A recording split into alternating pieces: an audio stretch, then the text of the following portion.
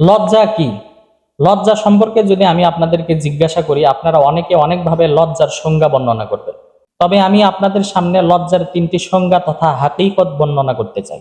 লজ্জার প্রথম নাম্বার হাকিকত হলো তোমাকে তোমার মনিব এমন অবস্থায় না দেখা যে ব্যাপারে তিনি তোমাকে নিষেধ করেছেন। এর দ্বারা বোঝা গেল যে মনিব আমাদেরকে যে কাজ করতে নিষেধ করেছেন সেই কাজ আমাদের করা যাবে না। তা সত্ত্বেও যদি আমরা সেই কাজ করি তাহলে বোঝা যাবে যে আমাদের ভিতরে লজ্জা নেই। সুতরাং আমাদের গুনাহ করা যাবে না। গুনাহ করার ক্ষেত্রে আমাদের লজ্জা বোধ হওয়া উচিত, কেননা মালিক আমাদেরকে গুনাহ করতে নিষেধ করেছেন। তা সত্ত্বেও যদি আমরা গুনাহ করি তাহলে বোঝা যাবে যে আমাদের অন্তরে লজ্জা নেই। তারপরে লজ্জার দ্বিতীয় নাম্বার হাকিকত হলো লজ্জা ওই গুণ যা মানুষকে ঈমানের কারণে মন্দ কাজ থেকে বাধা প্রদান করে। তারপর লজ্জার তৃতীয় নাম্বার সংজ্ঞা হলো আরেফগণ বলেন লজ্জা অন্তরের জ্ঞানকে জাগ্রত করে। তো সুতরাং আমাদের যখন অন্তরের জ্ঞান জাগ্রত হবে তখন